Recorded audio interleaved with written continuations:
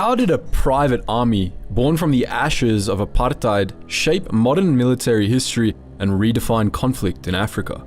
Imagine a force for hire, armed to the teeth, highly trained and willing to wage war, not for their country or a cause, but for any nation who could afford their services. In the power vacuums left by crumbling post-colonial states, where rebel groups and warlords thrived amid weak and corrupt governments, such an entity could shift the balance of power overnight. In the 1990s, as the world moved away from the proxy battles of the Cold War, a new breed of armed force was emerging, one that blurred the lines between the state and the private sector, and between soldiers and mercenaries. This was the dawn of the modern PMCs, private military companies, where war became a service that could be outsourced, bought, and sold. The decline of traditional state-led military interventions created a gap that needed filling, particularly in Africa, where many countries were left grappling with insurgencies, civil wars, and the chaotic aftermath of Cold War geopolitics. The major powers, fatigued by their own military commitments and wary of getting embroiled in messy post-colonial conflicts, began to withdraw their direct involvement. Into this void stepped private military contractors, a new kind of force that promised not just boots on the ground, but highly skilled operatives capable of executing complex operations with precision and efficiency. These were not the disorganized and ideologically driven mercenaries of the past. These were highly trained and motivated units that combined military expertise with corporate business models. This is where Executive Outcomes comes in. A company that would soon become the most infamous and effective of these new private armies. Formed in 1989 by former soldiers of the South African Defence Force, Executive Outcomes, or EO, brought a new level of professionalism and organisation to private warfare that had never been seen before. These weren't rogue mercenaries operating outside of international law. Executive Outcomes was a corporate entity with a structured hierarchy, clear objectives, and a business model that centered on providing military services to any nation with deep enough pockets. At the core of EO's operations lay a novel concept: military expertise and firepower as a service available to the highest bidder. This mercenary army arose in the aftermath of the Cold War and the disintegration of apartheid South Africa, exploiting a power vacuum created by collapsing post-colonial states, rife with civil strife and corruption. The fading dominance of state-led military interventions necessitated alternative security solutions in regions where insurgent groups and warlords thrived amid weak and often impoverished national governments.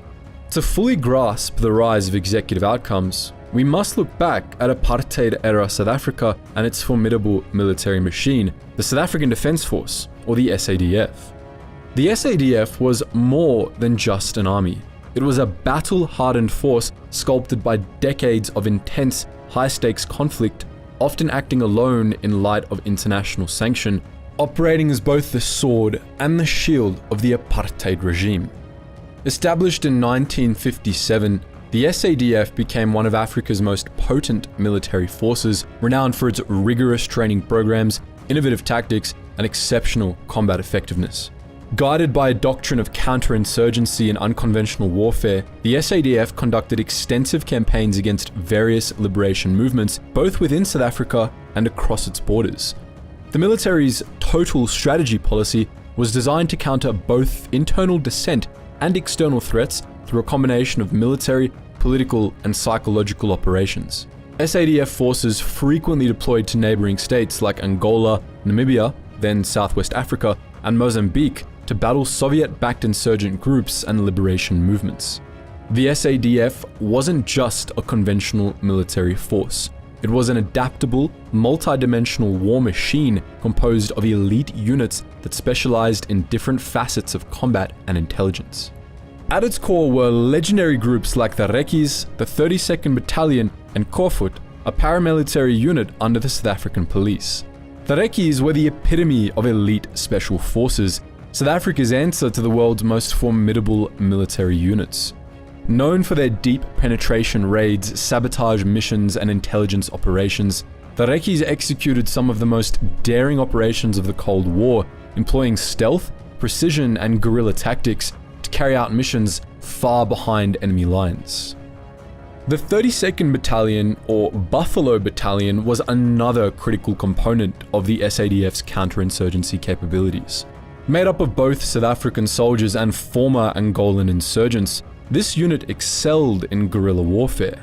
Their mastery of the terrain, coupled with their ability to conduct ambushes, hit-and-run operations, and rapid strikes, made them one of the most effective unconventional forces in southern Africa. They operated primarily in the bushlands of Angola and Namibia, often turning the tide against insurgents who vastly outnumbered them through superior tactics and local knowledge. Kofod, meanwhile, was a hybrid force that combined the roles of police intelligence with aggressive military tactics. Known for its brutal effectiveness in counterinsurgency, Kofod used a blend of intelligence-led raids and pseudo-operations, where operatives disguised themselves as insurgents to infiltrate enemy camps and gather intelligence. This unit's methods were as controversial as they were effective, leaving a trail of both military successes and human rights concerns in their wake. But perhaps the darkest arm of the SADF was the Civil Cooperation Bureau, or the CCB, an ultra-secretive unit tasked with covert assassinations, sabotage, and psychological operations. The CCB was not just another unit, it was an entity that operated in the shadows, employing deep cover operatives, front companies, and clandestine networks to manipulate environments to achieve its objectives. The CCB was notorious for its deep cover assassinations and sabotage missions, employing a strategy of plausible deniability that allowed the apartheid government to claim ignorance of its activities. Out of the CCB would emerge the founding father of executive outcomes, Ibn Barlow. By the early 1990s, apartheid was crumbling, Nelson Mandela was released from prison, and South Africa was on the brink of a historic transformation. The SADF, once the apartheid regime's iron fist, was being dismantled to make way for a new, democratic South African National Defence Force. Thousands of elite soldiers found themselves in a country that no longer had use for their brutal, unconventional warfare skills. These were men who had spent their careers perfecting the art of counterinsurgency, deep penetration raids, and sabotage. They weren't just out of a job, they were out of a purpose. And with the Cold War coming to a close and global powers retreating from Africa, there was no shortage of demand for their services. Enter the aforementioned Ibn Barlow, a former SADF officer who had served in military intelligence and had first-hand experience with South Africa's most covert operations. Barlow saw a new market opening up, a market for specialized military services that could provide quick, decisive results in Africa's emerging conflicts. Barlow's vision was audacious. Why not take the tactical genius, discipline, and ferocity of South Africa's elite forces and turn them into a private, corporate army for hire? Thus, in 1989, Executive Outcomes was born. EO wasn't just another mercenary group. No, this was a full-scale professional military service with a corporate twist. EO initially focused on providing special forces training to governments and organizations around the world without any boots on the ground. However, as conflicts in sub-Saharan Africa continued to heat up, Ibn Barlow realized EO could become a force multiplier on the ground. Barlow recruited the best of the best from his old SADF days. Soldiers from the Rekis, 32nd Battalion, Kofut, and even the CCB. These weren't just former enlisted soldiers. They were seasoned operatives who knew how to wage war in some of the most hostile environments on Earth. They had faced off against Soviet-backed guerrillas, traversed treacherous terrains, and engaged in some of the most daring covert missions of the Cold War era in Africa. And now, as part of EO, they brought all that experience and more to the table. EO's first major contract came in 1993 in Angola, where the socialist MPLA government was on the ropes, fighting a brutal civil war against Jonas Savimbi's UNITA rebels. Angola was a rich country in oil and diamonds, but torn apart by decades of conflict. The government was desperate and willing to pay top dollar for a force that could do what their own army couldn't: turn the tide of war. EO rolled in with around 500 battle-hardened operatives, light armored vehicles, attack helicopters, and a strategy straight out of the SADF playbook. They executed rapid helicopter-borne assaults, combined with ground operations that overwhelmed the UNITA positions. Within months, they reclaimed vital territories in diamond-rich areas that were crucial for the government's survival. This wasn't just warfare, it was a display of how a small, highly skilled force could achieve what entire national armies could not. EO didn't just change the game in Angola, they redefined it. Their success in Angola opened the door to another war-torn country, Sierra Leone.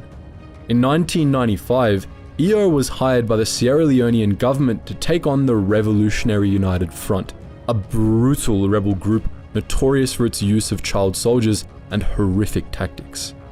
EO again deployed with a small but highly skilled force, using a combination of rapid strikes, psychological warfare, and superior tactics that outmatched the rebels and reclaimed critical diamond mining regions.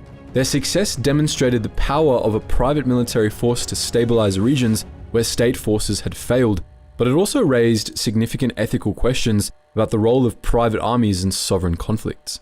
In this video, we're going to be exploring how this private army reshaped the modern battlefield, merging the worlds of corporate strategy and military tactics.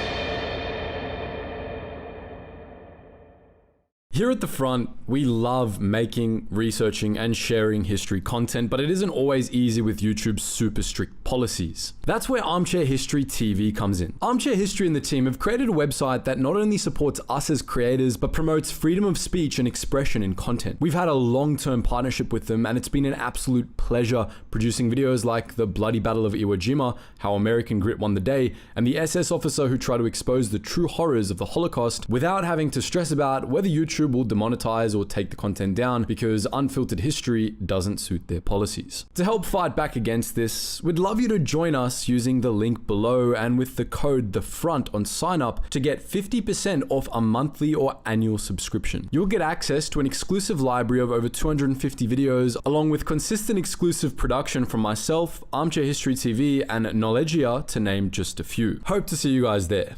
Picture South Africa in the late 1980s. A country on the brink of monumental change. The apartheid regime, which had gripped the nation for decades, was finally beginning to crumble. Chaos, uncertainty, and transformation were in the air.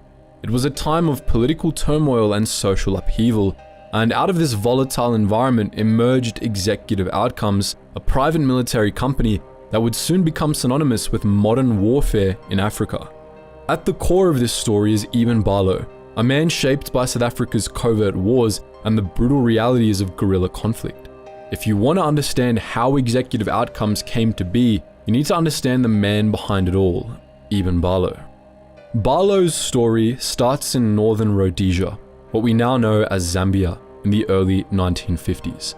Born into a world marked by colonial wars and the rise of the liberation movements, Barlow's childhood was steeped in the complex dynamics of a continent fighting for its future. From a young age, he was captivated by his uncle's stories of World War II heroism and conflict, sparking in him an early passion for military service. This drive eventually led him to South Africa, where he would join the South African Defence Force at a time when the country was arming itself against internal uprisings and external threats. Little did he know, this decision would catapult him into the heart of some of the most secretive and intense military operations of the 20th century. Barlow's first real taste of combat came with the 32nd Battalion, the infamous Buffalo Battalion of the SADF. If there was ever a special force within special forces, the 32nd was it. Known for their proficiency in guerrilla warfare, they were the spearhead in South Africa's fight during the border war in Angola. These weren't your run-of-the-mill soldiers. The 32nd Battalion was made up of South African troops and former Angolan insurgents who specialized in hit-and-run tactics, deep penetration raids, and lightning-fast ambushes. Barlow learned the art of war here. Not just how to fire a gun or lead a squad, but how to think like the enemy, adapt to ever-changing environments, and exploit every possible weakness. It was a brutal education where success meant survival and failure was not an option. But Barlow wasn't just a foot soldier. He was a thinker, a strategist.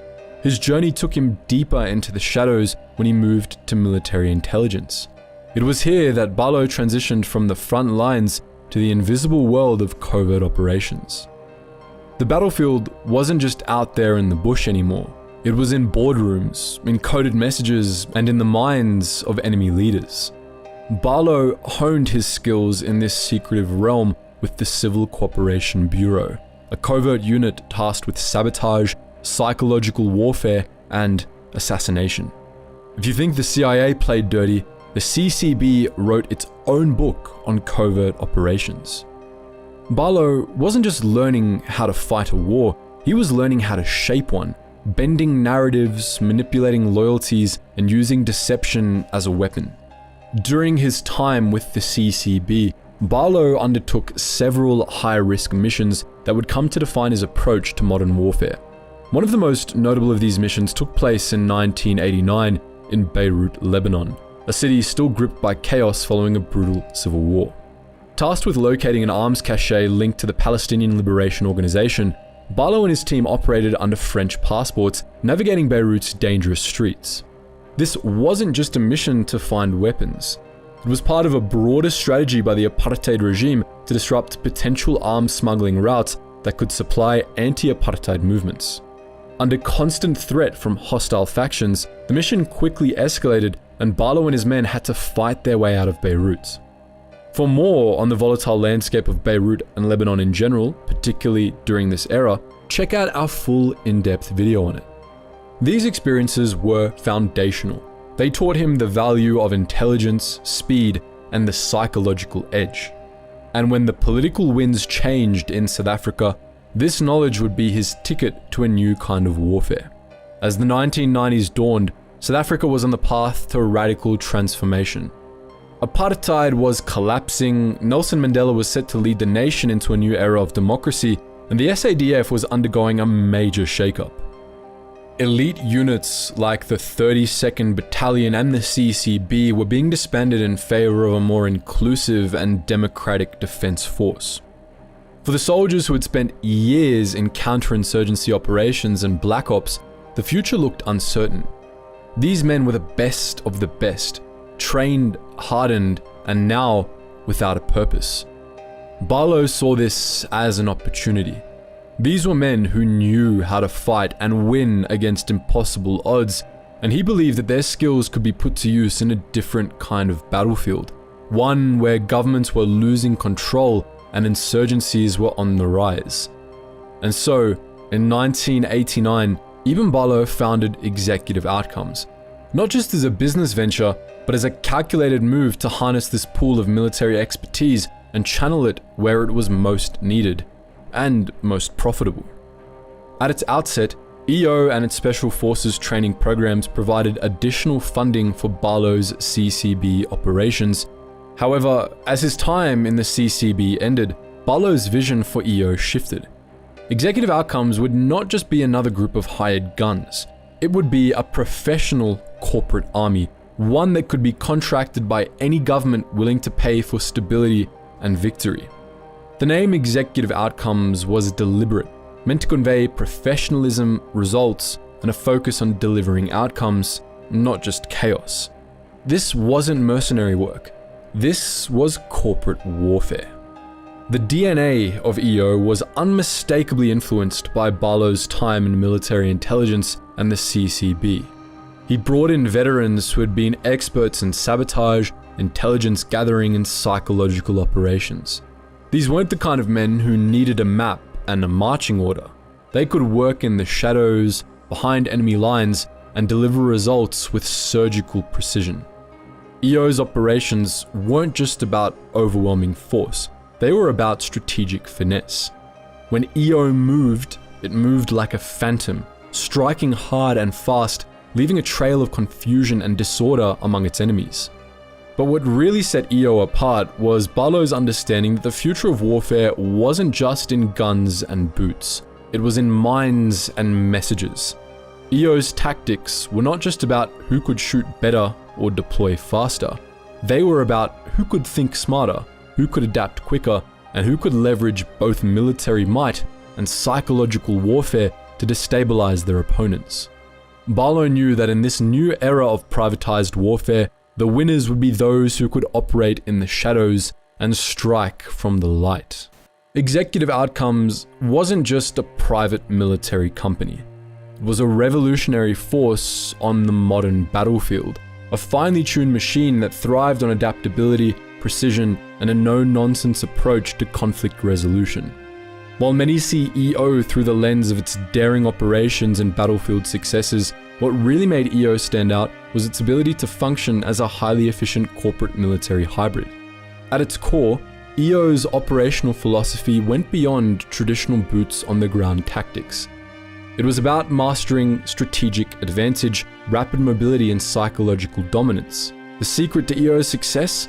A unique blend of military discipline and corporate agility. EO was not some ragtag group of mercenaries. It was a well-oiled organization with a structure designed to maximize flexibility and effectiveness. Think of it less like a conventional army and more like a high-powered consultancy firm, except this one dealt in combat instead of business advice. Every mission EO undertook was treated as a project with a clear set of objectives, deadlines, and deliverables.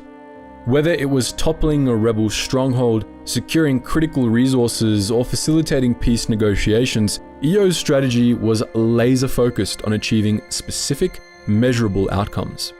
This project-based approach allowed EO to deploy highly specialized teams tailored to the unique demands of each mission, ensuring a level of efficiency and effectiveness that was often lacking in traditional state militaries. One of EO's key strengths was its ability to adapt to fluid situations.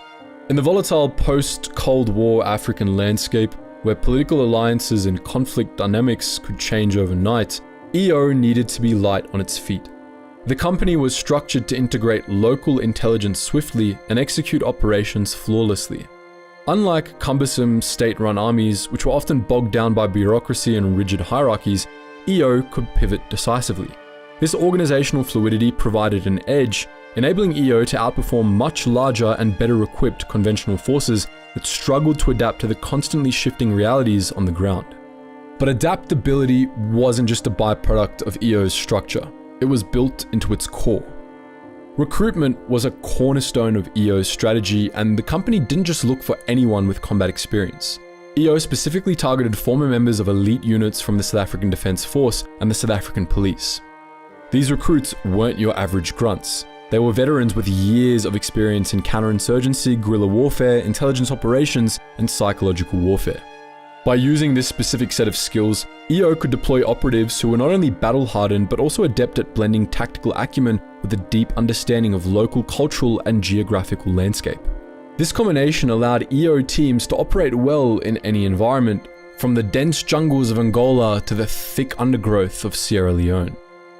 And perhaps, most importantly, it allowed them to cultivate relationships with local communities, an often overlooked but critical element for effective intelligence gathering and minimizing local resistance in foreign conflict zones.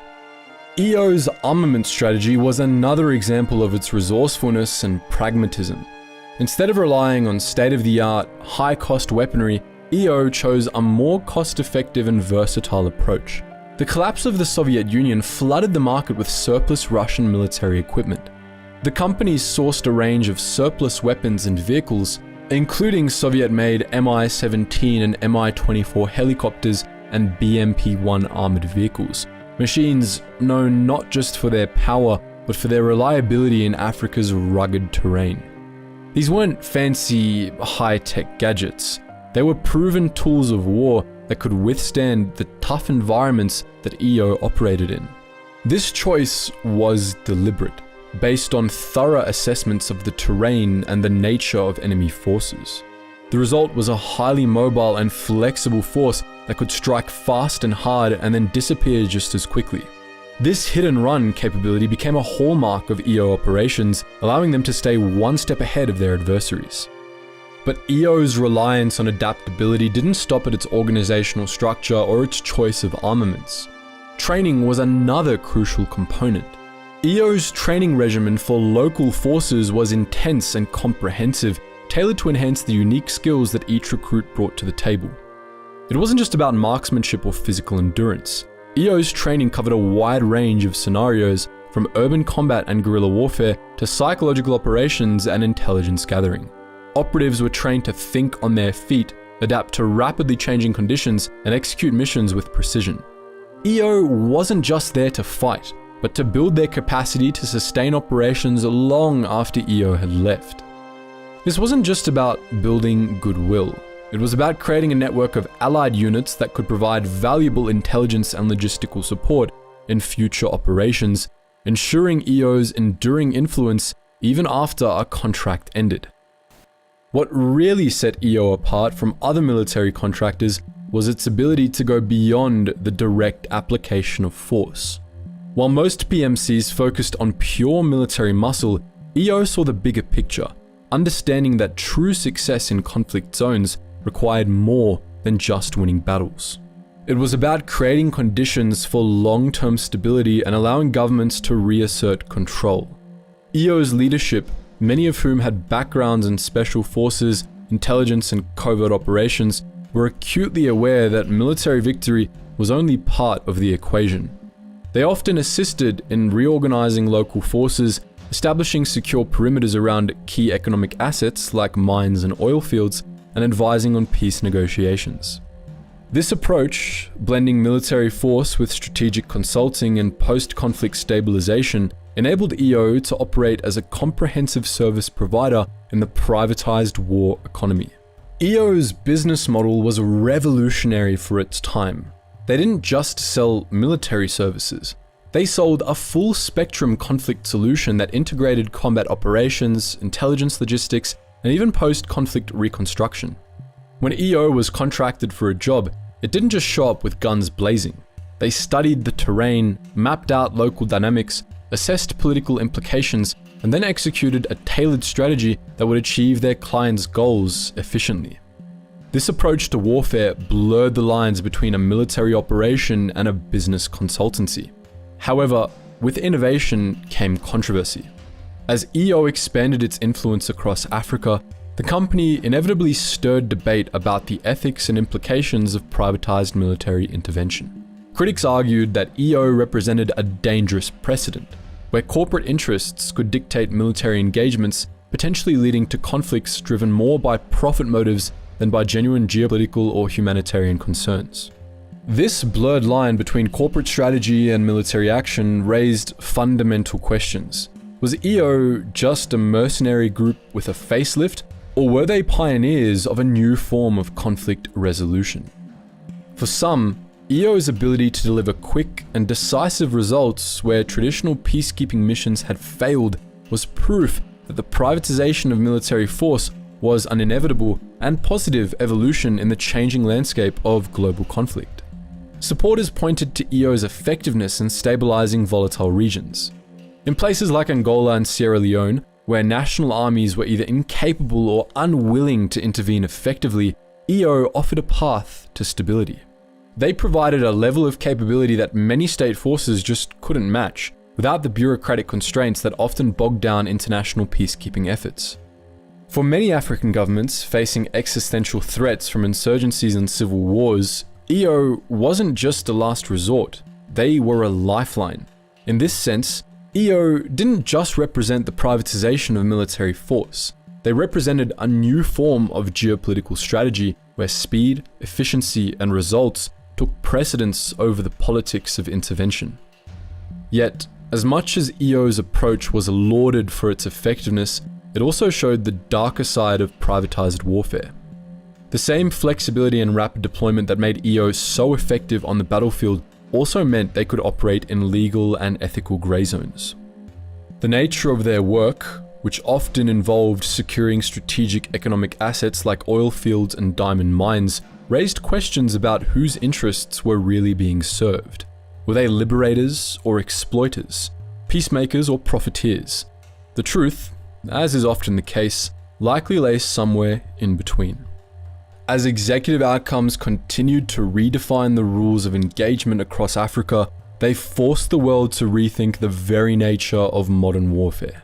EO wasn't just a product of its time, it was a harbinger of things to come, a glimpse into a future where private military companies could play roles as significant as nation-states in shaping geopolitical landscapes. As executive outcomes expanded its influence across Africa, its operations in Angola became a defining moment. While we've already highlighted executive outcomes' groundbreaking operations in Angola earlier in this video, it's clear that their involvement in this country was more than just a brief chapter in their history. It's a story that demands its own spotlight. To understand the full impact of EO's involvement, it's crucial to grasp the deep-rooted complexities of the Angolan Civil War. A war that had its origins in Cold War proxy conflicts and lasted from 1974 until 2002.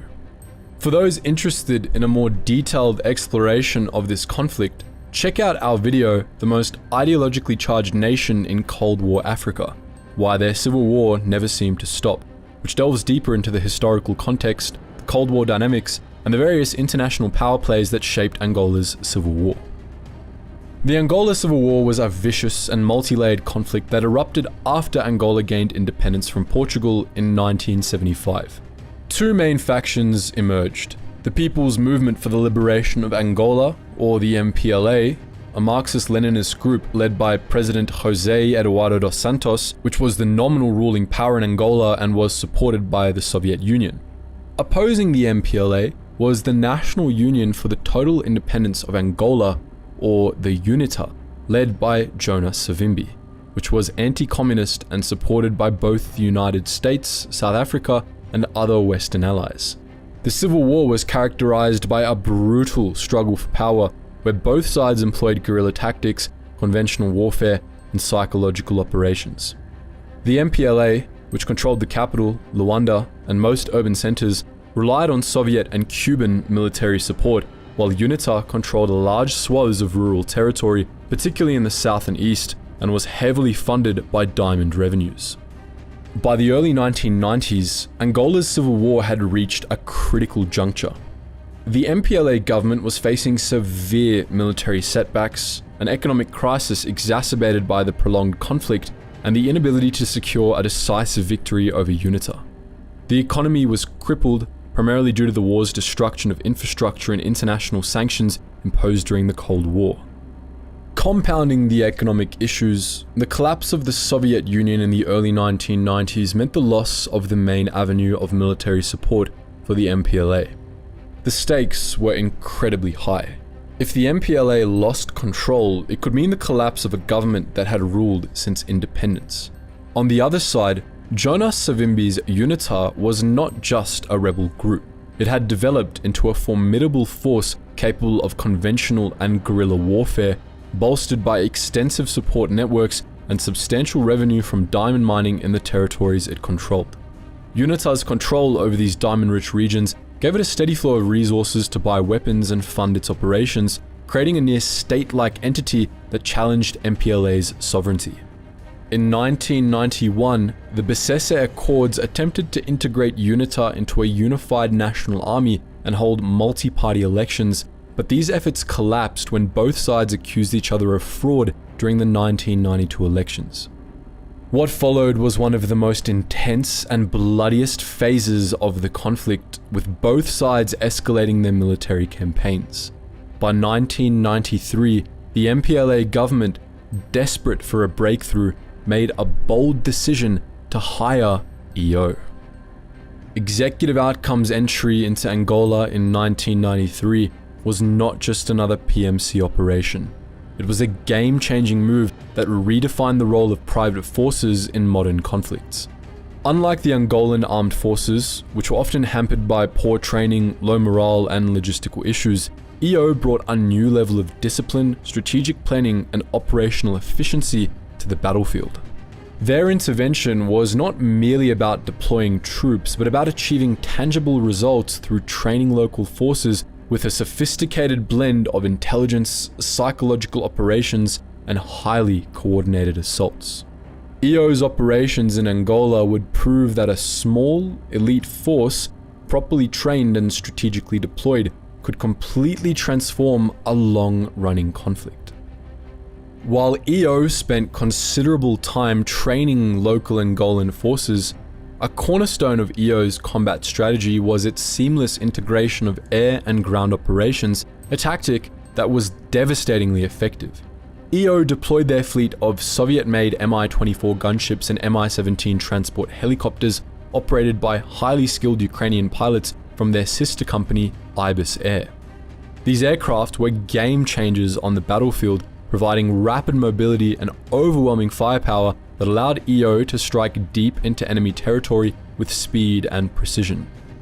The Mi-24, known for its armored protection and powerful armaments, could provide close air support to ground troops, conduct aerial assaults, and serve as a psychological weapon against an often poorly equipped army.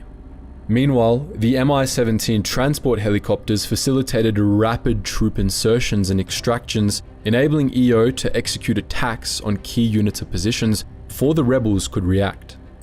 EO's air-ground coordination was not random. It was the result of meticulous planning and intelligence gathering. Before each operation, EO utilized a combination of aerial reconnaissance, signals intelligence, and a network of local informants to build a comprehensive picture of enemy movements and weaknesses. This intelligence-driven approach allowed them to carry out highly targeted strikes that dismantled UNITA's supply lines, neutralized their command centers, and disrupted their logistical networks. By focusing on high-value targets, EO forced UNITA to stretch their resources thin, making it incredibly difficult for them to mount effective counterattacks or sustain their control over strategic areas.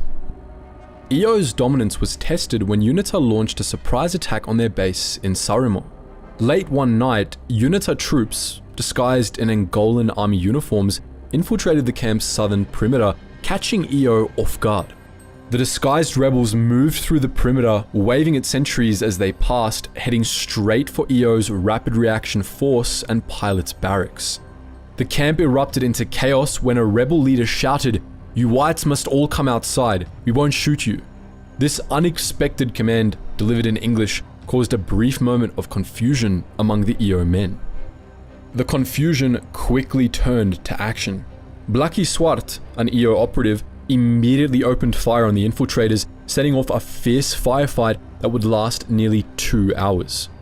The battle illuminated the camp in flashes as tracers crisscrossed the dark sky, and the camp's mortars responded to the barrage unleashed by UNITA.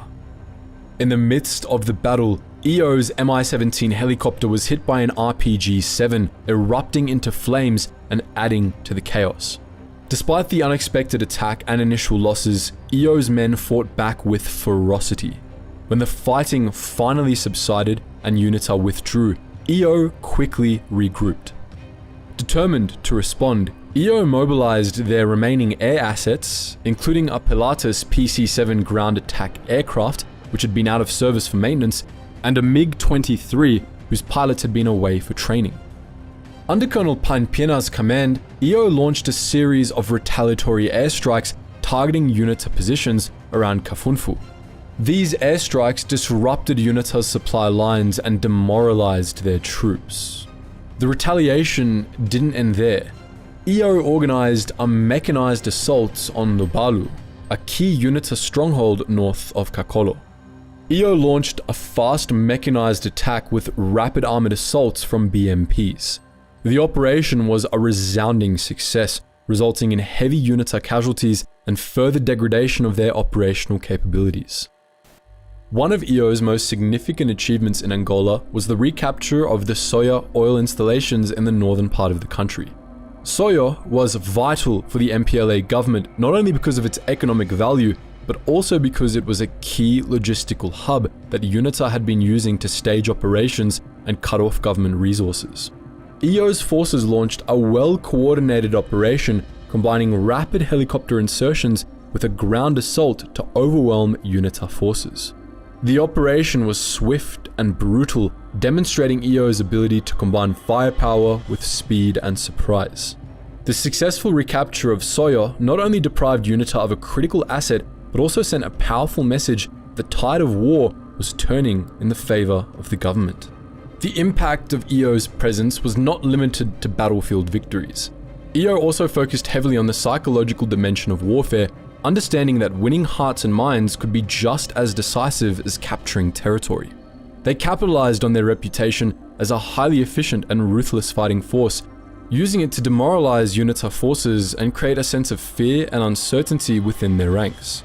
Stories of EO's rapid assaults, overwhelming firepower, and relentless pursuit spread quickly, causing many UNITA fighters to abandon their positions or defect. This psychological strategy was backed by efforts to present EO as professional problem solvers, dedicated to bringing stability to Angola rather than mere mercenaries. EO's approach also included a strong emphasis on training and empowering local forces, understanding that long-term success required more than just military victories. It required sustainable stability. EO provided extensive training to the Angolan Armed Forces, or the FAA, focusing on counterinsurgency tactics, urban combat techniques, and intelligence operations. This training not only improved the immediate effectiveness of the FAA, but also helped create a more capable and professional military force that could maintain control and order after EO's eventual departure. By strengthening local forces, EO made sure that the FAA could keep up the pressure on UNITA even after they left, reinforcing the government's hold. Despite their successes, EO's operations in Angola were not without controversy. The company was often criticized for its aggressive tactics and the potential for human rights abuses. There were concerns from international observers and human rights organizations about the ethical implications of a private military company being compensated with diamond concessions. This raised significant questions about the motives behind EO's involvement and the broader dangers of commodifying conflict. Critics argued that such arrangements created perverse incentives where PMCs might prioritize profit over peace. Yet, EO's effectiveness in Angola demonstrated the potential of PMCs to achieve significant strategic outcomes where local conventional military forces had failed. Their ability to operate with precision, flexibility, and speed, combined with a clear strategic vision, enabled them to push UNITA back, disrupt their economic base, and force them to the negotiating table. The Lusaka Protocol, signed in 1994, was a direct consequence of the pressure exerted by EO and the FAA on UNITA. Although the peace achieved through the Lusaka Protocol was fragile and eventually unraveled, EO's role in bringing UNITA to the negotiating table set a precedent for future engagements. However, the end of EO's contract in Angola did not mean an end to their influence. Even as they withdrew, they left behind a more capable Angolan military that had been strengthened by EO's training programs and combat experience. The lessons learned in Angola about the importance of flexibility, intelligence, integration, and psychological operations would soon be put to the test in another volatile African region, Sierra Leone. The challenges in Sierra Leone were just as daunting, if not more so, but EO's reputation as a decisive and highly capable force would follow them into the next chapter of their operations across Africa. As executive outcomes concluded its operations in Angola, the company quickly pivoted to another major conflict, the civil war in Sierra Leone. This war was not just another African conflict. It was a humanitarian catastrophe characterized by some of the most brutal tactics ever witnessed on the continent. For those interested in a deeper exploration of the Sierra Leone Civil War and its broader implications, check out our video that covers the full historical and geopolitical context in detail. The Sierra Leone Civil War, which raged from 1991 to 2002, was a complex conflict fueled by political corruption, economic decline, and a fierce battle over the country's rich diamond reserves. It began when the Revolutionary United Front, led by Foday Sanko, launched a rebellion against the government, vowing to overthrow what they saw as a corrupt and incompetent regime. The Revolutionary United Front, or the RUF, backed by Charles Taylor's National Patriotic Front of Liberia, quickly gained control over significant portions of the country, including the diamond-rich regions that became the lifeblood of their war effort. These diamonds, often referred to as blood diamonds due to their role in fueling violence, became the central currency of the conflict, providing both sides with the means to sustain their campaigns. The tactics used by the RUF were nothing short of horrific. They conducted a campaign of terror against the civilian population, employing gruesome methods such as mass amputations, sexual violence, and the recruitment of child soldiers.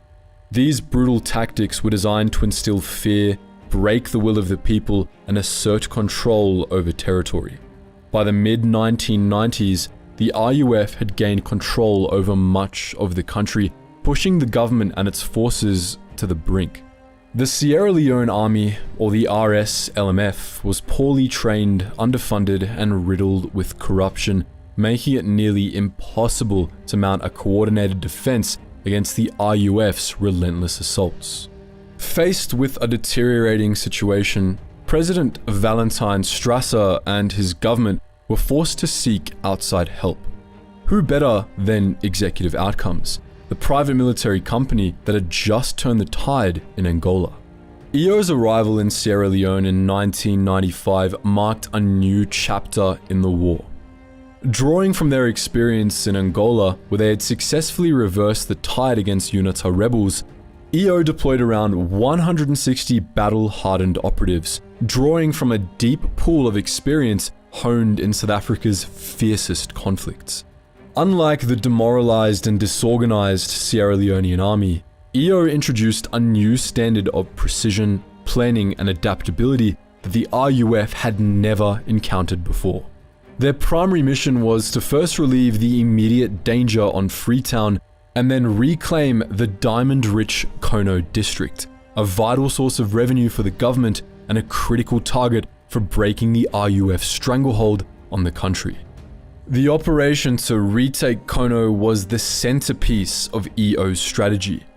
The district was crucial, not just for its diamond mines, but for the psychological impact that retaking it would have on the RUF and the broader conflict.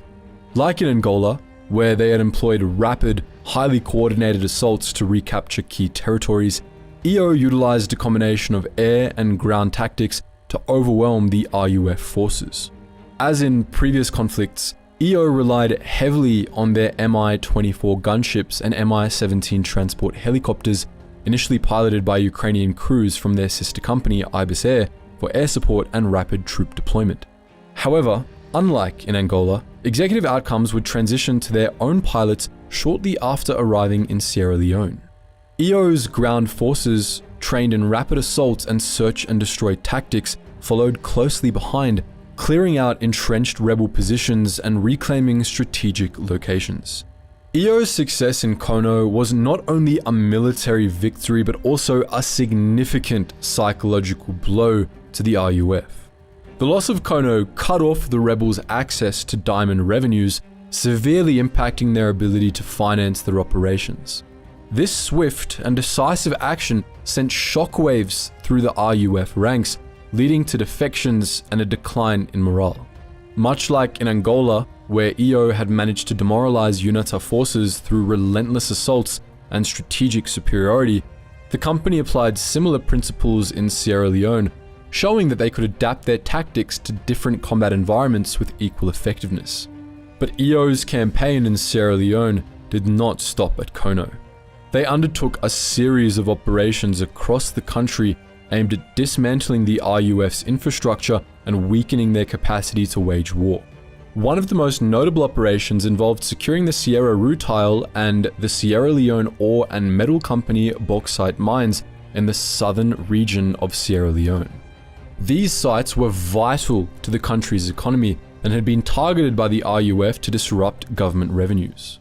EO launched a coordinated assault to secure these positions, deploying their Mi-24 gunships for targeted aerial bombardments, while ground forces moved in to conduct mop-up operations. This swift offensive not only secured a critical stronghold for the government, but also delivered a severe blow to the RUF, further diminishing their operational capabilities. Another pivotal operation during EO's campaign in Sierra Leone was the liberation of Kailahun district, a strategic stronghold of the RUF. The district's dense jungle terrain, coupled with its proximity to the borders of Guinea and Liberia, provided a safe haven for the RUF, who used it as a base for launching raids and retreats. By 1995, Kailahun had become a nerve center for rebel operations with well-fortified camps deep within the jungle. The mission to liberate this area would not be easy. It required a careful blend of intelligence, air power, and ground assaults. EO's breakthrough came when they arrested Foday Sanko's wife, who was attempting to sell diamonds illegally. Under interrogation, she revealed detailed information about the locations and setups of RUF bases, allowing EO to develop an unprecedented understanding of the RUF's order of battle. This intelligence was vital. EO dispatched their Mi-17 helicopters and Cessna 337 light aircraft to conduct reconnaissance missions under the guise of resupply flights to Koidu. Using night vision goggles, EO operatives identified RUF campfires below, confirming their positions, and fixed the location via GPS. EO then initiated a meticulously planned series of air assaults. An Mi-24 helicopter, equipped with rockets and machine guns, flew low over the jungle canopy at night, catching the rebels off guard. Above, the Cessna 337 acted as a forward air control platform, coordinating the strikes. As the Mi-24 unleashed their firepower, tearing through the RUF's jungle encampments, the Mi-17s ferried in ground forces rapidly to flush out any remaining fighters. The jungle came alive with the sounds of explosions and gunfire as the combined air and ground assault decimated RUF positions. The relentless campaign had a profound psychological impact on the RUF. The rebels, who had believed their jungle bases to be impenetrable, were now fleeing into neighboring countries, their morale shattered. By the end of November 1995, the entire Kailahun district was liberated. EO's operation dismantled the RUF's safe havens, disrupted their supply lines, and crippled their ability to wage war from these positions, dramatically shifting the dynamics of the conflict in favor of the Sierra Leonean government. EO's effectiveness in Sierra Leone was not solely based on overwhelming force.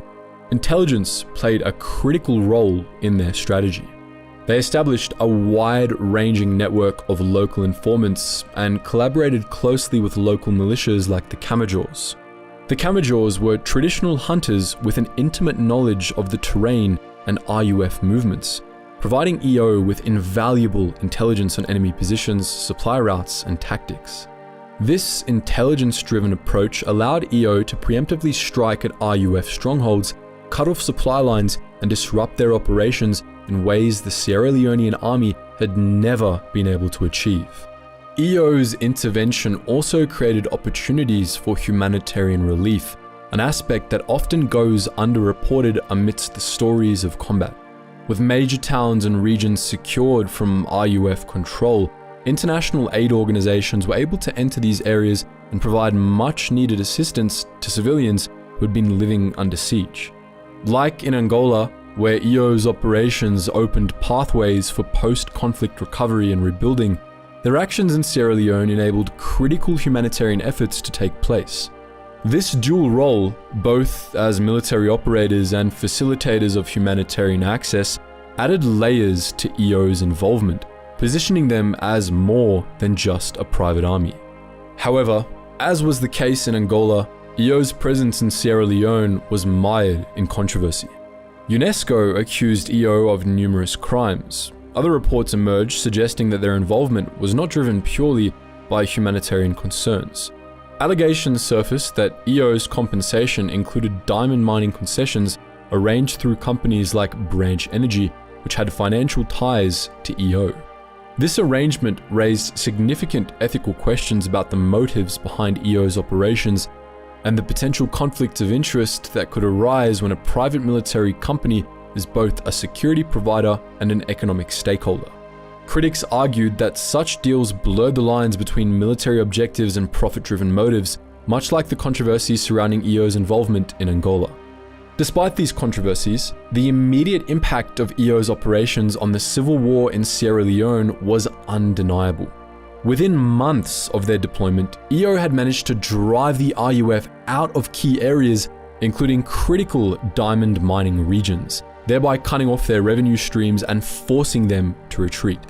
The pressure exerted by EO's operations opened the door for peace negotiations, leading to a ceasefire and the signing of the Abidjan Peace Accord in 1996. While this peace was also fragile and ultimately collapsed, EO's intervention created a temporary window for political processes to unfold, an achievement that had seemed out of reach before their arrival. EO's actions in Sierra Leone further sparked debate on the use of private military companies in conflict zones. Supporters highlighted EO's ability to achieve what larger state-run armies and international peacekeepers could not, arguing that private military companies, like EO, could serve as effective force multipliers in asymmetric warfare. Critics, however, maintained that EO's operations, like in Angola, raised serious concerns about accountability and the potential for PMCs to operate outside the bounds of international law. They argued that when private interests drive military action, the line between securing peace and pursuing profit can become dangerously blurred. As EO's contract in Sierra Leone ended, the company left behind a nation still grappling with the scars of civil war, but with a glimmer of hope for a sustainable peace. The same traits that had brought them success in Angola, adaptability, intelligence integration, and strategic risk-taking, were evident in their operations in Sierra Leone, solidifying their status as a powerful player in modern conflicts. However, their legacy remained as complex as ever, defined by both tactical brilliance and ethical ambiguity. As executive outcomes made its mark on conflict zones like Angola and Sierra Leone, the company's operations sparked intense controversy and ethical debates. While EO was often lauded for its military effectiveness in altering the tides of war and stabilizing volatile regions, it was equally accused of engaging in activities that breached legal and ethical boundaries. Some viewed EO as a humanitarian savior, others condemned it as a rogue entity driven by profit rather than principle. This duality in perception has led to sharp divisions, challenging the very nature of privatized warfare and the role of PMCs in global conflicts. A significant controversy surrounding EO was the persistent label of being mercenaries in disguise. Despite efforts to present itself as a legitimate corporate entity providing military solutions for unstable regions, EO's actions often mirrored those of traditional mercenaries, working for whoever could afford their services. This was especially evident in Angola, where EO's involvement in the civil war raised ethical questions. Initially, the company's soldiers, at the time still enlisted in the SADF, supported UNITA during the 80s, fighting on behalf of an anti-communist ally during apartheid. By the early 1990s, however, they switched allegiances to fight against UNITA for the MPLA government. This quick reversal underscored the transactional nature of EO's operations, where financial motives often outweighed consistent ethical principles, blurring the line between legitimate military contractors and hired guns. EO faced direct allegations of human rights abuses and war crimes, particularly during its operations in Sierra Leone. The company was accused of using excessive force and employing harsh tactics that often crossed the line into indiscriminate violence. Eyewitness reports suggested that EO operatives carried out summary executions of suspected RUF fighters, including child soldiers, and conducted operations that resulted in significant civilian casualties. EO's tactics were described as involving overwhelming force, often through preemptive strikes that led to collateral damage. Allegations of mistreating prisoners and employing brutal interrogation methods further tainted their reputation, raising serious concerns about the accountability and oversight of PMCs in conflict zones. Despite these controversies, EO maintained that its missions adhered to strict rules of engagement designed to protect civilians from the RUF's brutality. Still, the inherent dangers of unchecked corporate military power, especially in fragile conflict zones, became glaringly apparent. EO's actions stirred a debate on the consequences of allowing private forces to operate without the same legal constraints binding national armies, and whether such forces inflame conflicts rather than resolve them. Yet, EO's controversial operations were not without attempts to aid those caught in the crossfire, complicating the narrative of their role in conflict zones. After securing key diamond-rich territories in Sierra Leone from RUF control, EO provided armed escorts for aid convoys, reopening vital supply routes that had been blocked for months. This allowed critical food, medical supplies, and other resources to reach thousands of displaced civilians. EO's strategy included limited civic action programs aimed more at leveraging local goodwill and securing operational control than purely humanitarian efforts. Nevertheless, their presence did provide some degree of stability and relief to war-torn areas. EO's financial dealings added another layer to the controversy with their acceptance of lucrative diamond mining concessions as part of their compensation. This business model, particularly in Angola and Sierra Leone, blurred the lines between military operations and commercial enterprise. Critics accused EO of war profiteering, arguing that their military objectives were more aligned with securing resources than achieving peace. Their relationships with companies like Strategic Resources Corporation and Branch Energy only deepened suspicions that EO's actions were motivated by profit rather than genuine stability-building efforts. In Sierra Leone, the company was hired to stabilize a government on the brink of collapse under the RUF's assault. While EO's military success was clear, recapturing key territories and restoring government control, allegations emerged that EO manipulated local political processes to favor their corporate interests. If true, these accusations of covert political interference only further blurred the line between military contractor and mercenary force, calling into question the ethical implications of EO's operations. The controversy surrounding EO reached its peak when the company became implicated in the blood diamond trade, a practice that exemplified the darker side of resource-driven conflicts in the late 20th century. Blood diamonds, or conflict diamonds, mined under conditions involving severe human rights abuses, became a critical source of funding for rebel groups in Angola and Sierra Leone. EO's acceptance of diamond concessions tied them directly to this issue, fueling accusations that their military operations were designed to perpetuate conflict and control resources rather than foster peace. The Kimberley process, initiated in the late 1990s to curb the trade in conflict diamonds, further constrained EO's ability to operate as it had previously. This association with blood diamonds ultimately damaged EO's reputation and made it increasingly difficult for the company to attract new clients.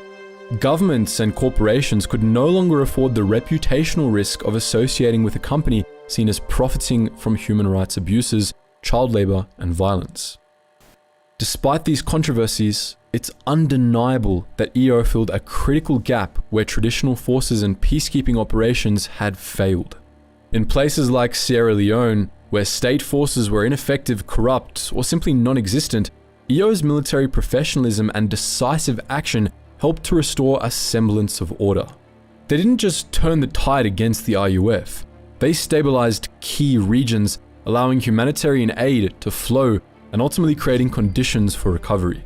In many cases, EO succeeded where state armies and international peacekeepers had repeatedly fallen short, suggesting that perhaps there's a place for PMCs in modern conflict zones when conventional approaches fail.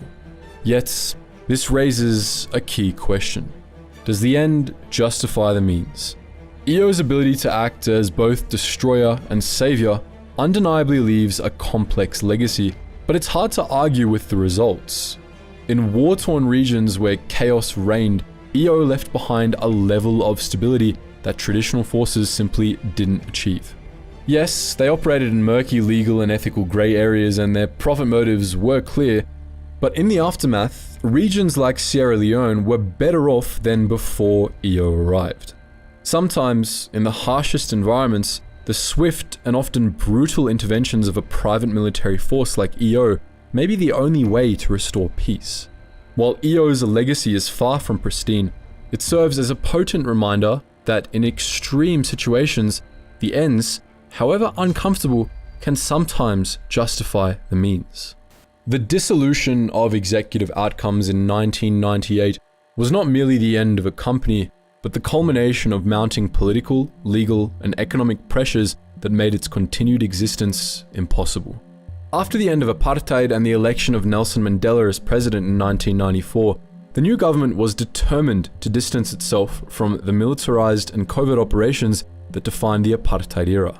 EO, largely composed of former South African Defence Force personnel and deeply associated with apartheid-era military interventions, became a glaring symbol of the past that Mandela's administration sought to move away from. To build a new, peaceful, and democratic image for South Africa, the government could not afford to be seen as the base for a high-profile private military company that was active in international conflict zones. This political shift led to tangible legislative changes. In 1998, South Africa passed the Regulation of Foreign Military Assistance Act, a law aimed squarely at curbing the activities of mercenaries and private military companies operating from within the country. The act required South African citizens and companies to obtain government approval before offering military services abroad, effectively making EO's business model illegal. While Eben Barlow asserts in his book that EO did in fact have a license to operate after the FMAA, rather than facing the legal risks and significant restrictions that would come with attempting to comply with the new regulations, EO opted to shut down. The political climate, combined with new legal constraints, rendered the company's operations unsustainable, marking the beginning of its end. Simultaneously, EO was under intense scrutiny from the international community. As EO became more prominent, especially due to its involvement in the conflicts in Angola and Sierra Leone, its practices drew criticism from foreign governments, international bodies like the United Nations, and human rights organizations. EO's Diamonds for Services model, where it accepted lucrative mining concessions as partial payment for its military operations, raised serious ethical and legal concerns. Allegations of human rights abuses, including possible war crimes such as torture and extrajudicial killings, further stained EO's reputation. The controversy surrounding EO made it increasingly difficult for any government or corporation to publicly associate with the company without facing international backlash, effectively isolating EO from potential clients. Economically, EO's model was becoming increasingly unviable. While EO's acceptance of diamond concessions and other natural resources had initially seemed like a profitable strategy, the growing international efforts to regulate conflict diamonds and crack down on war profiteering made such payments a double-edged sword. As the pressure mounted, EO found itself struggling to secure contracts without facing severe international condemnation or sanctions. Combined with the shifting dynamics of African conflicts, where the demand for high-intensity combat operations began to decline as peace processes took hold, EO's revenue streams dried up and its business model became financially unsustainable. The process of dissolving EO was strategic and calculated. Recognizing that their high-profile presence had become a liability, EO's leadership decided to wind down operations quietly. The company chose not to renew or pursue new contracts that would expose it to further scrutiny and controversy. Key figures within EO, including founder Eben Barlow, anticipated the need for a lower profile approach. They transitioned into smaller, more discreet ventures that could continue providing security and military consulting services without attracting the same level of attention. This included the creation of new entities like STEP International, which focused on training and advisory roles while avoiding direct military engagement. These new ventures carried forward the tactics and strategies honed by EO, but operated under a different guise, allowing former EO operatives to remain active in the field without the legal and reputational baggage of their former company. While EO's closure in 1998 marked the end of its formal operations, its legacy had already begun to permeate the evolving landscape of modern warfare. As the company dissolved, its methods, along with its controversies, paved the way for a new breed of private military companies that would follow in its footsteps, refining and expanding the model EO pioneered. EO may have officially closed its doors in 1998, but its influence on the private military industry endured. As state forces struggled to adapt to post-Cold War conflicts, EO's model, blending intelligence-driven missions with rapid deployment and specialized combat units, became the blueprint for the next generation of private military companies. Look no further than Blackwater, which was later rebranded as Academy in the United States, DynCorp International, or Russia's Wagner Group. These companies didn't just follow in EO's footsteps, they sprinted down the path EO carved, tweaking the playbook to suit their own geopolitical agendas and operational realities. Blackwater, one of the most notorious PMCs to emerge after EO's dissolution, built its reputation by embracing EO's aggressive, results-driven approach. Founded by former Navy SEAL Eric Prince, Blackwater, like EO, marketed itself as a solution to the limitations of traditional state militaries. In Iraq, Blackwater quickly became the go-to security provider for the US government, securing billions in contracts for high-risk operations. Its speed, adaptability, and willingness to take decisive action mirrored EO's tactics in Angola and Sierra Leone. Both companies operated with an overwhelming force philosophy, executing missions with an intensity that prioritized results, often disregarding the potential consequences. The infamous 2007 Nissos Square massacre in Baghdad, where Blackwater operatives killed 17 Iraqi civilians, serves as a harsh reminder of the perils of privatized military power. This incident, which sparked global outrage, was a chilling echo of the ethical and accountability issues EO faced in Angola and Sierra Leone. In both cases, the companies operated in a murky legal zone where swift, decisive action often came at the expense of clear accountability. They exposed the darker side of private warfare, the potential for unchecked violence, the erosion of state authority, and the ethical tightrope walked by those who turn war into a business. Then there's DynCorp International, a different beast in the PMC world, but one that still carries EO's DNA. While Blackwater thrived in the chaos of direct combat, DynCorp found its niche in training local forces, providing security for diplomatic missions and offering logistical and aviation support in hotspots like Iraq, Afghanistan, and Colombia. But don't be fooled. This wasn't just support work. DynCorp's approach echoes EO's model of mixing military prowess with corporate efficiency, proving that security could be both a service and a strategy. DynCorp's role in training the Afghan National Police and Afghan National Army was a cornerstone of US strategy in Afghanistan, much like EO's role in training and stabilizing local forces in Africa. But it wasn't all clean and clinical. Allegations of human rights abuses, corruption, and even involvement in human trafficking in Bosnia during the early 2000s have dogged DynCorp's operations. These scandals revealed the same ethical quandaries EO encountered when profits, power, and geopolitics collide in unstable regions. While DynCorp may not have been on the front lines like Blackwater, the company's operations underscore how PMCs, regardless of their specific roles, are always in the crosshairs of controversy. And who could forget the Wagner Group? If you want a modern-day equivalent of EO's shadowy but impactful operations, Wagner is it. Active from Syria to Ukraine to Africa, Wagner operates in a legal grey zone, much like EO did, blurring the lines between state-sponsored missions and private corporate interests. Wagner's ability to deploy highly skilled units that seamlessly integrate with local forces and leverage intelligence networks has EO written all over it. Take their involvement in Syria, where Wagner played a critical role in supporting Bashar al-Assad's regime. This wasn't just about boots on the ground. It was a masterclass in blending direct military action with psychological warfare and disinformation, tactics EO had mastered decades earlier.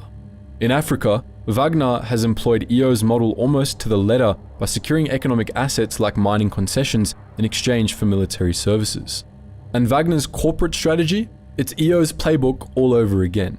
A maze of shell companies and front organizations designed to dodge international sanctions and legal oversight, allowing them to operate in some of the world's most unstable regions with minimal accountability. This strategy is a mirror of EO's use of entities like Strategic Resources Corporation and Branch Energy to carry out operations while masking direct involvement. It's proof that the tactics EO perfected continue to shape the PMC industry. EO's impact is also evident in the broader strategies of today's PMCs. The blending of direct military force with consulting, logistics, and post-conflict stabilization is now a standard model employed by companies like G4S and Triple Canopy. These PMCs, much like EO, have broadened their services beyond just armed security to include risk assessment, training, and infrastructure support in conflict-ridden regions. This diversification reflects EO's understanding that modern warfare and security aren't just about combat. They're about winning hearts and minds, stabilizing economies, and shaping governance structures. EO demonstrated that a PMC could be more than just a hired gun. It could be an architect of geopolitical change. The continued expansion of PMCs has fueled ongoing debates about the role of privatized military forces in today's world. Should PMCs, motivated by profit and operating with significant autonomy, have the power to influence conflicts and shape the fate of nations? And if so, who ensures they're held accountable? EO's actions in the 90s brought these questions to the forefront, and they're still unresolved as PMCs continue to expand their influence across the globe. EO's dissolution in the late 90s was the end of its direct operations, but not the end of its story. EO showed what PMCs could achieve, both the good and the bad, when they were free to operate in the murky intersections of war, profit, and geopolitics. EO's model demonstrated the potential for PMCs to be effective force multipliers in conflicts where state militaries were unable or unwilling to intervene. But it also underscored the inherent risks of allowing private entities to wield military power without adequate oversight, regulation, or accountability. The ethical and practical dilemmas EO highlighted have spurred efforts to establish more robust regulations and oversight for PMCs. The United Nations and other international bodies have pushed for frameworks to ensure PMCs adhere to international humanitarian law and respect human rights. The Montreux document, spearheaded by Switzerland and the International Committee of the Red Cross in 2008, is one such example, offering a set of guidelines on the use of PMCs in armed conflicts. It emphasizes state responsibility, transparency, and the need for companies to operate within the bounds of international law. The Montreux document is supported by over 50 countries and key international organizations like the European Union, NATO, and the Organization for Security and Cooperation in Europe, all recognizing the growing need to regulate an industry that can wield substantial power with minimal oversight. However, the Montreux document has its limitations. It remains a non-binding instrument, lacking the enforcement mechanisms necessary to hold PMCs and their host states accountable. Critics argue that without mandatory compliance and punitive measures for violations, the guidelines are insufficient to curb the worst abuses of the industry. Countries with weaker regulatory frameworks or those that covertly rely on PMCs to further state interests have also shown reluctance to fully endorse or implement the document's provisions. Some human rights organizations and advocacy groups have called for even stronger regulations that not only emphasize state oversight, but also ensure transparency, accountability, and reparations for victims of abuses committed by PMCs. The International Code of Conduct for Private Security Service Providers, launched in 2010, represents an important step forward, establishing accountability in the private security industry. It sets out clear standards for private military and security companies to follow in respecting human rights and international humanitarian law when operating in conflict zones and fragile states. The ICOC covers key principles including the appropriate use of force, prohibitions against torture and human trafficking, as well as recruitment and trafficking protocols to ensure company personnel adhere to the highest ethical standards. In 2013, the ICOC Association was established to provide independent oversight through certification, monitoring, and compliant mechanisms. While the code is a significant advance, with over 700 companies as signatories, it is a voluntary instrument. Critics argue that without binding legal reinforcement and punitive measures, it lacks the teeth to fully regulate PMCs and prevent potential abuses. Nonetheless, the ICOC is a pivotal initiative in establishing a framework of transparency and ethical behavior within the private security sector. Despite these efforts, a comprehensive international regulatory system for PMCs remains elusive. The Montreux document, while a significant step toward formalizing standards and practices, falls short of creating a binding global framework. Much like in EO's operational heyday, PMCs today still often operate in a grey area, an ambiguity that allows them both their power and their notoriety. The legacy of EO, along with the ongoing evolution of companies like Blackwater, Wagner Group and DynCorp, shows that without stricter enforceable regulations, PMCs will continue to navigate the blurred lines between legal military support and unlawful mercenary activity. The debate surrounding the Montreux document and other regulatory initiatives underscore the urgent need for the international community to address these challenges head-on if they're to prevent future abuses and ensure accountability in the privatized war economy. EO's story, however, didn't end with its dissolution in 1998. In a surprising twist, Executive Outcomes was re-established in 2020, signaling a return of the controversial yet pioneering private military company. While the revived EO claims to operate under stricter ethical guidelines and a renewed focus on transparency, the very fact that it was reformed speaks to the enduring demand for highly specialized, adaptable military forces that can operate where traditional armies and peacekeeping missions fall short. As conflicts evolve in complexity and global security threats become more asymmetric, EO's resurgence suggests that the model it created is becoming relevant once again. Yet, with its re-establishment comes a familiar set of challenges. Can the new EO strike a balance between operational success and ethical accountability, or will its past controversies continue to shadow its future? Time will tell if EO's second act can reshape the conversation around a privatized military force in a more positive light. Executive Outcomes has left a profound and polarizing legacy in the world of modern conflict and warfare.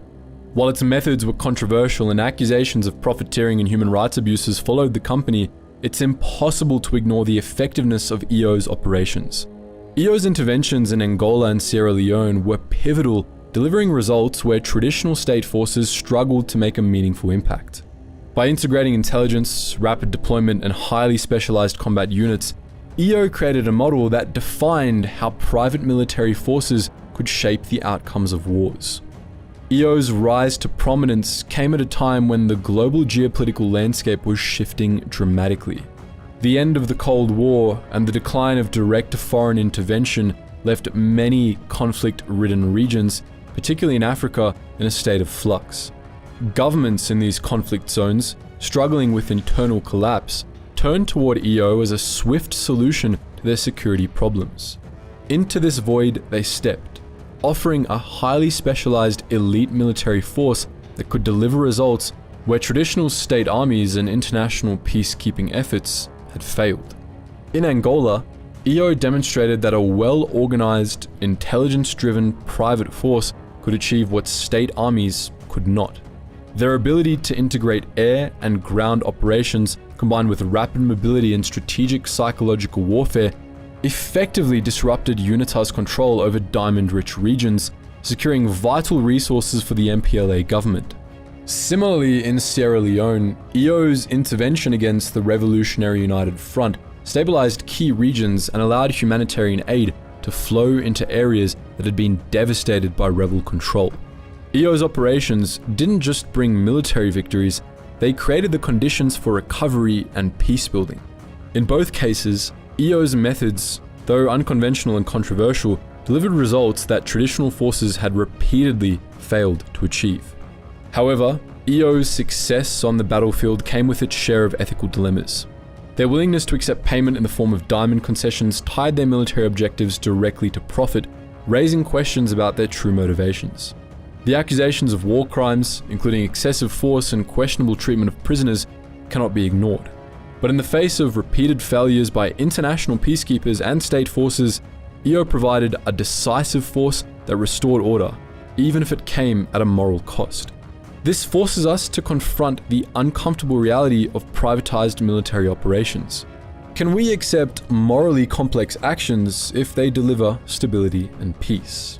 EO's dissolution in 1998, under pressure from the South African government and the broader international community, marked the end of an era. Yet the strategies and tactics EO pioneered did not disappear with the company. They were adapted and expanded upon by other PMCs that followed. The influence of EO on modern PMCs is undeniable. Their ability to integrate corporate strategy with military operations, leverage local intelligence, and employ rapid, decisive force has become standard operating procedure for PMCs operating in conflict zones worldwide. This has created a new paradigm in modern warfare where the line between state and non-state actors is increasingly blurred. These companies have expanded EO's model, creating a new paradigm where private military forces operate with unprecedented influence, shaping conflicts in ways traditional forces cannot. Their operations in Ukraine, Syria, and across Africa reflect a continuation of the same principles EO set forth, but with potentially even greater geopolitical ramifications. Yes, EO's legacy is complex, entwined with ethical dilemmas around profit motives and legal grey areas. Yet, their success in stabilizing volatile regions begs the question: should we judge them solely by their controversies, or also by the tangible results they delivered? EO didn't just bring military victories. They restored fragile order in places where chaos reigned, giving countries a renewed chance at peace that may not have been possible otherwise. The debate over the privatization of warfare is unlikely to be settled anytime soon, but EO's story serves as a potent reminder that private military companies can play an essential role in resolving conflicts where state and international efforts fall short. As PMCs continue to shape global security from Africa to the Middle East and beyond, the need for stronger regulations, oversight, and accountability becomes ever more pressing. Yet, EO's legacy shows that in extreme situations, PMCs can offer solutions that traditional forces cannot, however morally complex those solutions may be. So, while EO's story is far from pristine, it stands as a testament to the fact that, in some situations, the ends can indeed justify the means, if we're willing to confront the moral cost. As PMCs continue to shape conflicts across modern battlefields, the real question is, are we prepared to accept the consequences of letting private military companies define the rules of war?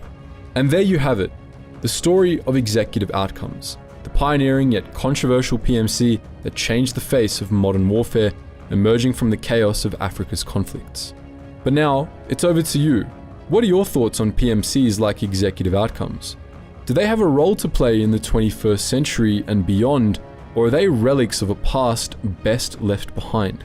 Should PMCs continue to operate in the legal grey areas that give them their edge, or is it time for stronger, clearer regulations to keep them in check?